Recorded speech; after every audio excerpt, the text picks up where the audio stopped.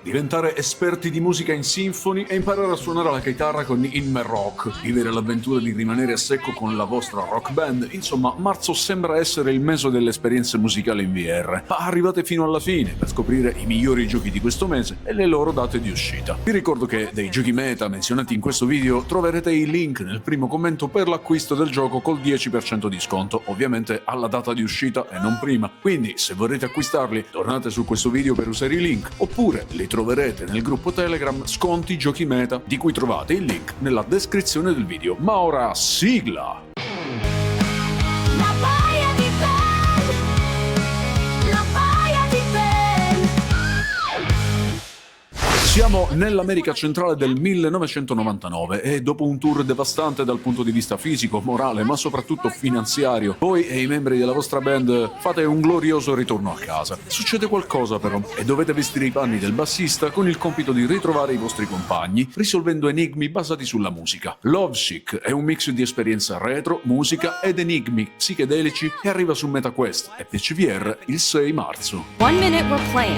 Next thing I know, I'm in a nightmare version of. Prima di proseguire, se il video vi sta piacendo lasciate un like e se non siete iscritti, fatelo adesso e andiamo avanti. E ancora musica, ma stavolta impariamo a suonare la chitarra con Inmer Rock, che arriva su MetaQuest in accesso anticipato. Attenzione, non parliamo di un gioco, ma di un'app che vi consentirà di padroneggiare un vero strumento musicale più velocemente rispetto a un tradizionale corso di chitarra. Non importa quanto tempo abbiate a disposizione, Inmer Rock offre lezioni che si adattano a qualsiasi durata. Offre oltre 100 lezioni, esercizi e canzoni e ce ne sono una tonnellata in arrivo nel post lancio. Data di uscita 13 marzo su MetaQuest.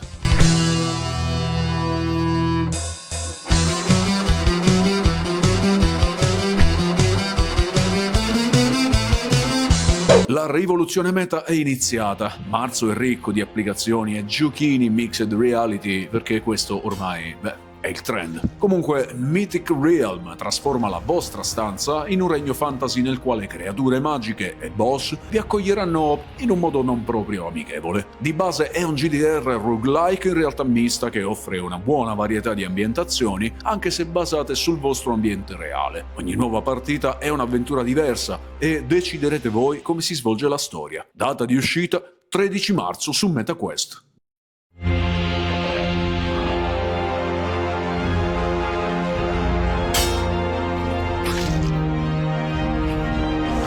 Dagli stessi sviluppatori di Ghost of Tabor, quella merda di Grimm, è in arrivo un altro titolo pieno di bug e incompetenza solo per acchiappare un po' di soldi, che si chiama Silent North. Gli sviluppatori non hanno molta fantasia e dopo la versione ordinata su Wish di Tarkov in VR e la versione ordinata su Temo di Rust in VR, arriva la versione trovata e abbandonata in un cassonetto dell'immondizia di Daisy oppure 7 Days to Die in VR. Quindi il concetto è sempre lo stesso: survival, looter, ma stavolta wow, con gli zombie. Magari stavolta hanno fatto un buon lavoro e mi sbaglio, ma io non mi sbaglio mai. Non abbiamo una data di uscita certa, ma solo un generico marzo, e speriamo non arrivi mai su MetaQuest e PCVR.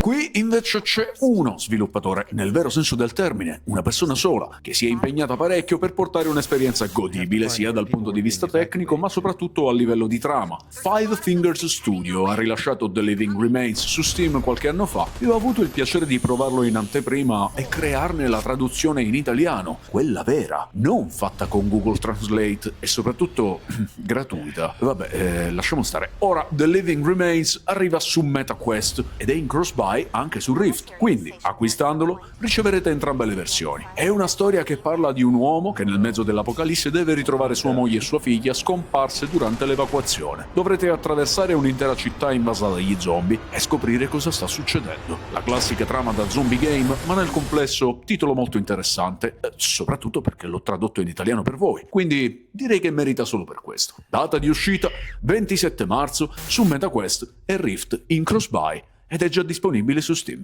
Them still being there? I don't know, but I'll find out.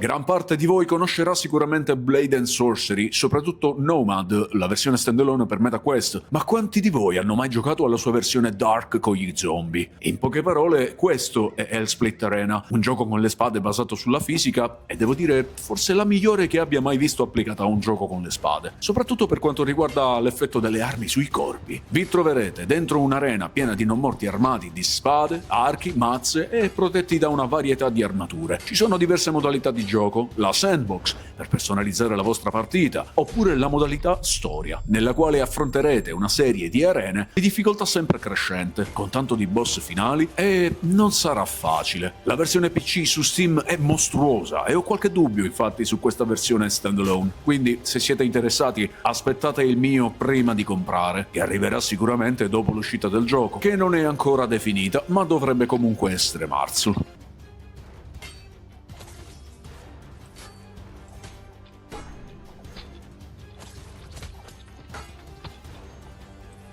Fatemi sapere tra i commenti a quali di questi giochi siete interessati e ricordate di usare i miei link per acquistarli col 10% di sconto. Se volete supportare, lasciate qualche doblone nel forziere usando il tasto grazie sotto al video. Grazie per la visione completa, dal Capitano Ben è tutto, vi aspetto nella baia, un saluto marmaglia. Oh oh!